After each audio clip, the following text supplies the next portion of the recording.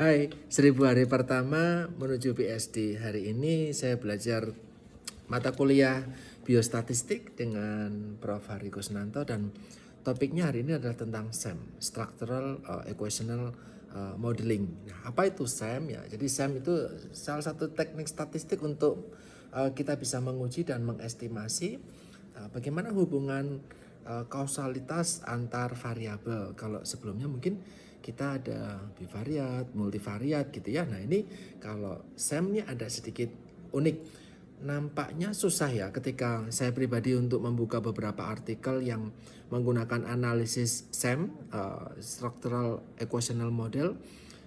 Nampak susah, kok mirip seperti kerangka konsep atau kerangka teori di dalam sebuah penelitian. Tetapi ternyata ketika kita belajar lebih lanjut akan lebih mudah memahami bagaimana antar variabel ini berkaitan gitu ya. Nah, di dalam SEM ini kita akan menggabungkan analisis faktor ya, berupa pengukuran dan analisis regresi atau berupa struktural. Nah nanti di dalam SEM ini nanti akan ada dua istilah yang baru buat saya gitu ya. Ada namanya variabel laten, variabel construct gitu ya, ataupun juga ada variabel indikator atau variabel observe gitu ya. Nanti akan coba kita pelajari bersama. Ada salah satu contoh yang menurut saya baik untuk kita bisa lebih memahami bagaimana SEM, kemudian juga nanti bagaimana kita bisa menginterpretasi dari hasil analisis SEM gitu ya, output dari hasil analisis SEM. Nah ini di bawah ini ada sebuah penelitian ya yang ditulis oleh Gada Isa, Radwan Kasari ya, Structural Equation Modeling Approach to Examine Determinant of Nutritional Status in Palestinian Children. Nah, jadi peneliti ini dari Palestina, mereka mencoba untuk menganalisis menggunakan SEM apa saja sih faktor variabel-variabel yang berhubungan dengan status gizi anak-anak Palestina di usia 6 bulan sampai 59 bulan atau sekitar di bawah 5 tahun ya. Jadi status gizi balita di Palestina ini dipengaruhi oleh apa saja ya. Nah ini dari penelitian yang dilakukan oleh Isa dan teman-teman sekalian, ada output yang bisa coba kita analisis bagaimana interpretasinya di bawah ini. Ya, ini di sini child growth ini dituliskan dengan lingkaran gitu ya. Kalau untuk lebih mempermudah saya beri warna lingkaran merah. Ini adalah variabel laten. Variabel laten ini apa sih gitu ya, kan biasanya kita lebih cenderung untuk mengklasifikasikan variabel di dalam penelitian itu kan dependen dan independen, ataupun juga nanti ada beberapa variabel lain. Tetapi kalau di dalam analisis SEM ini ada istilah namanya variabel laten.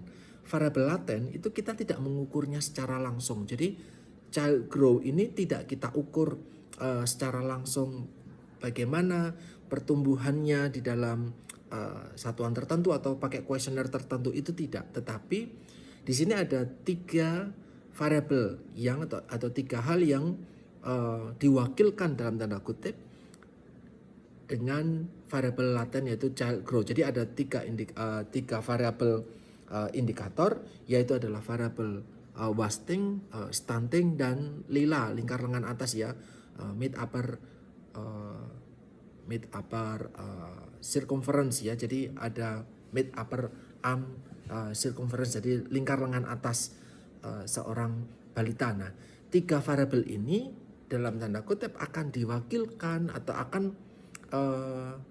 digantikan dengan variabel baru namanya variabel laten, child growth. Jadi variabel indikator lah yang akan kita lakukan pengukuran secara langsung. Jadi kita mengukur anak wasting, kita mengukur anak apakah balita itu adalah stunting, bagaimana lingkar lengannya. Nah, dari 3 pengukuran ini itu nanti akan diindikasikan dengan variabel laten yaitu variabel child growth. Jadi kita tidak mengukur variabel child growth secara langsung, tetapi diwakilkan atau akan mewakili 3 variabel indikator, yaitu adalah wasting, stunting, dan MUAC atau lila lingkar lengan atas. Teman-teman sekalian, ternyata selain child growth sebagai variabel laten, ada variabel laten lainnya di dalam skema penelitian yang dilakukan oleh Isa dan teman-teman sekalian.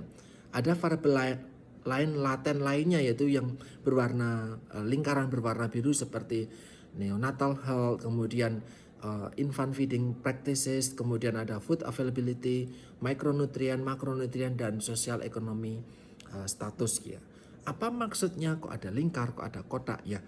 Ada sebuah kesepakatan tidak tertulis ya teman-teman sekalian, bahwa di dalam penulisan laporan untuk analisis menggunakan SEM gitu ya, variabel laten itu dituliskan atau digambarkan di dalam oval ataupun lingkaran, sedangkan yang dituliskan di dalam kotak, gambar berbentuk kotak, itu adalah variabel-variabel indikator, variabel-variabel observe.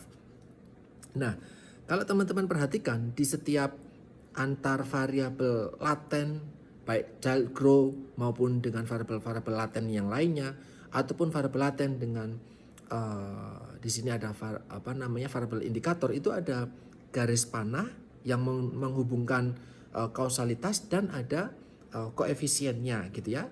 Ada koefisiennya. Saya coba akan sampaikan interpretasinya dari kerangka konsep yang nampaknya ribet sekali. Tetapi kalau teman-teman perhatikan, sebenarnya SEM itu sangat mempermudah pemahaman kita bagaimana kalau dalam penelitian ini ya, bagaimana status gizi seorang balita itu di Palestina itu dipengaruhi apa saja sih, dan setiap variabel itu berapa besar sih pengaruhnya, itu bisa dianalisis menggunakan SEM. Satu ya, contoh misalkan di sini ada food availability. Ini nilai koefisiennya adalah negatif 0,62. Artinya apa? Semakin availabilitasnya adalah semakin rendah, maka nanti akan mengganggu child growth-nya, akan berpengaruh dengan child growth-nya ya, gitu. Kemudian itu nanti food availability-nya ini akan mewakili, karena dia variabel laten, dia akan membantu menggambarkan bagaimana kesusahan atau kesulitan di dalam diversity, bagaimana hambatan di dalam frekuensi makan, bagaimana breastfeeding itu akhirnya tidak bisa dilakukan dengan baik. Nah itu menggambarkan food availability-nya. Jadi semakin itu terganggu, maka nanti child growth-nya juga akan terganggu. Kemudian juga ada asupan mikronutrien, itu juga akan mempengaruhi child growth, di mana di sini asupan mikronutrien seperti vitamin dan mineral, ada berbagai macam vitamin dan mineral. Kalau di dalam penelitian ini ISA itu menggunakan recall kalau saya tidak salah ya, itu nanti berhubungannya adalah sekitar koefisiennya adalah 1,12 gitu ya. Jadi nilainya adalah positif. Jadi semakin asupan mikronutriennya itu semakin tinggi, maka child growth-nya juga akan semakin baik gitu ya. Tadi kalau yang food availability itu nilainya negatif ya. Jadi ada koefisiennya arahnya negatif. Artinya semakin food availability-nya terganggu gitu ya, karena memang itu mewakili aneka macam kesulitan, difficulty, itu maka child growth-nya akan semakin turun gitu ya. Nilainya seperti itu. Kemudian asupan mikronutrien dengan asupan makronutrien ini adalah kovariat ya. Jadi ada kovariat antara makronutrien dengan mikronutrien ya, karena memang nilainya 0,82.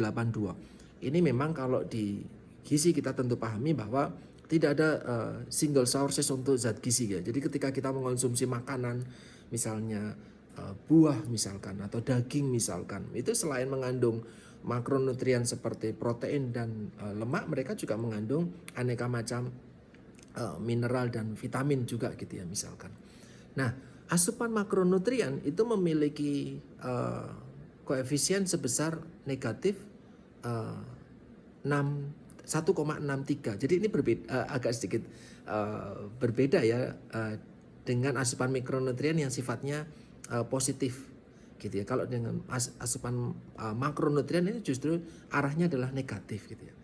Nah, ini ini teman-teman perlu paham, perlu bisa pelajari nanti kenapa child growth itu ternyata berdampak dipengaruhi oleh asupan makronutrien.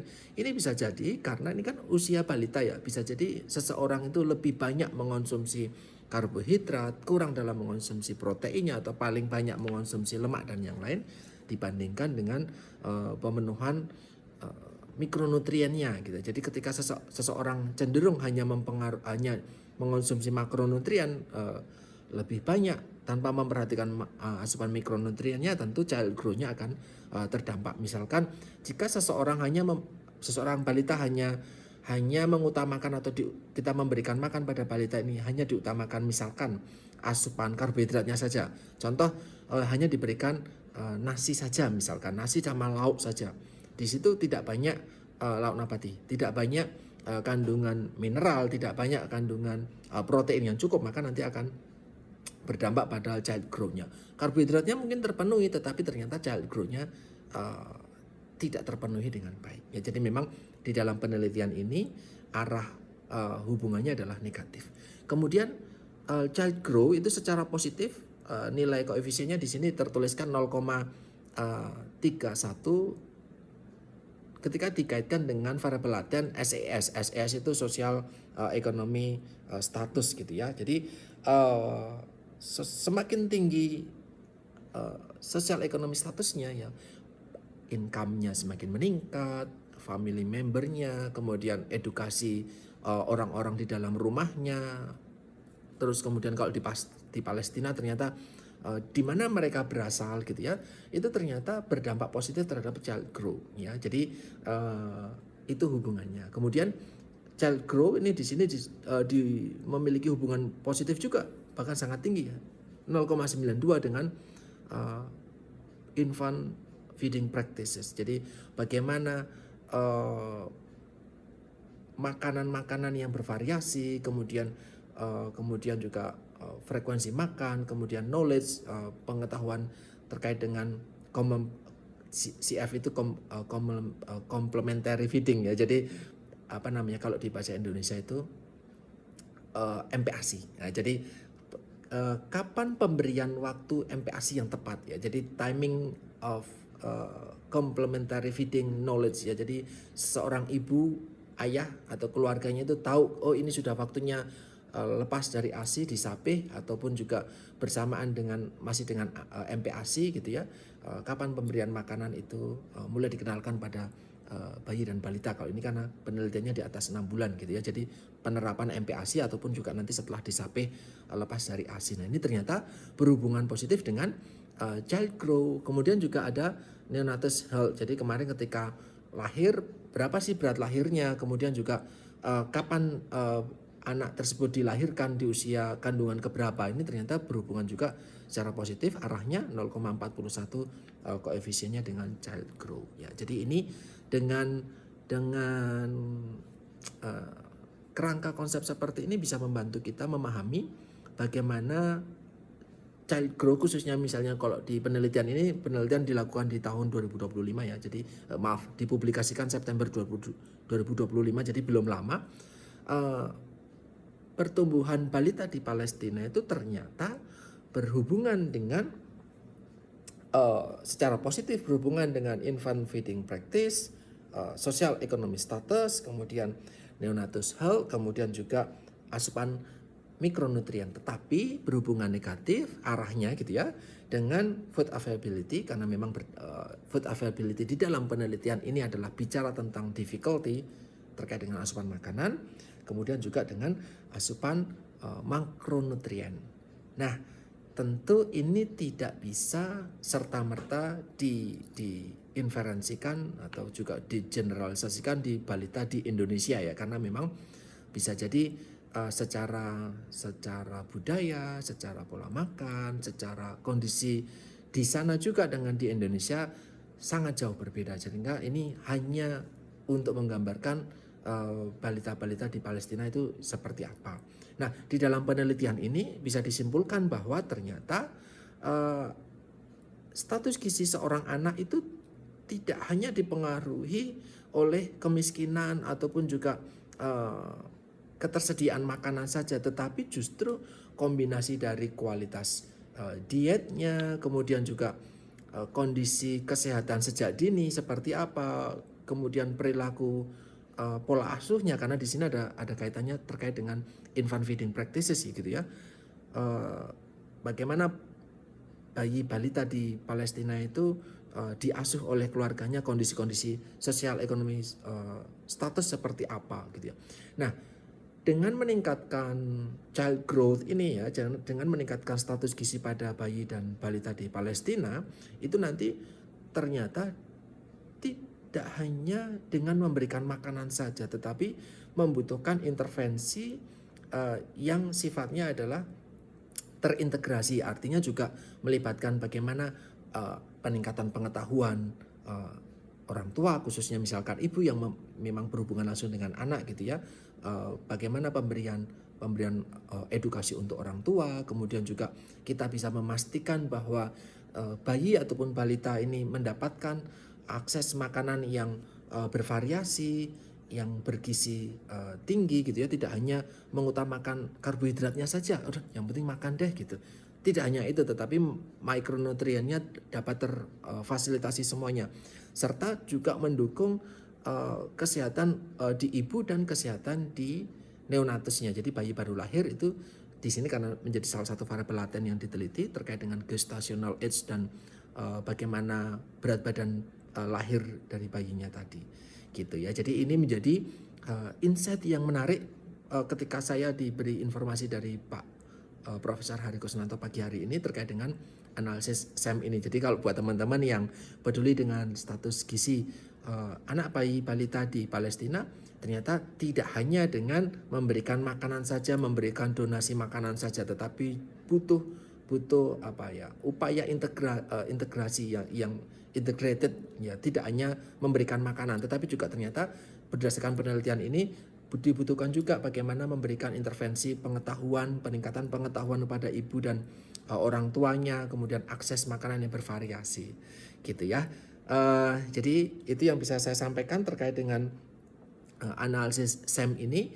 Ada hal-hal baru yang bisa kita highlight gitu ya terkait dengan variabel laten itu di dalam penulisan laporan penelitian dengan analisis SEM ini dituliskan, digambarkan dengan variabel di dalam lingkaran atau bentuknya mungkin oval, sedangkan variabel indikator yang dilakukan secara langsung pengukurannya ini digambarkan dengan kotak gitu ya. Jadi di gambar kerangka konsep ini nampak sekali jelasnya. Jadi child growth itu mewakili wasting, stunting, dan lila ya, diukur dengan 3 indikator tersebut. Nah, variabel indikator inilah yang mereka dilakukan pengukuran langsung, sedangkan variabel laten tidak pernah diukur gitu ya. Jadi seperti mikronutrien itu tidak ada kuesioner khusus untuk mikronutrien, itu tidak ada, tetapi variabel mikronutrien itu sebagai variabel laten itu mewakili atau diwakilkan oleh berbagai macam asupan zat gizi mikro seperti vitamin dan mineral. Berikutnya juga termasuk variabel-variabel yang lain. Gambar di sini sangat membantu kita untuk bisa memahami bagaimana variabel laten dan variabel indikator ataupun variabel observation itu dibedakan ya.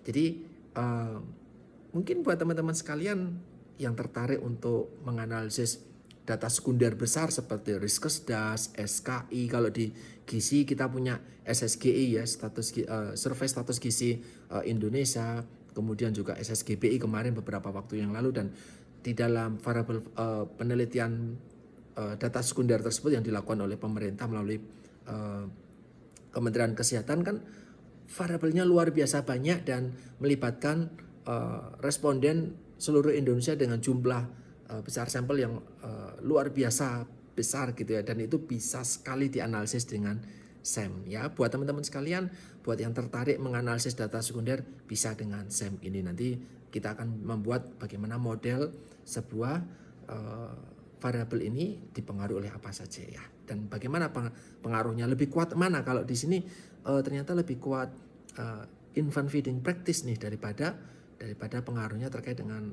neonatus health atau juga sosial ekonomi. Jadi oh ya udah ya, kalau kayak gitu kita jika harus bicara tentang skala prioritas, kita lebih memprioritaskan bagaimana peningkatan infant feeding practices gitu. Jadi pemberian pengetahuan pada ibu ataupun ayah yang terlibat langsung terhadap pemberian makan pada anak dan bayi, khususnya di bayi balita di Palestina.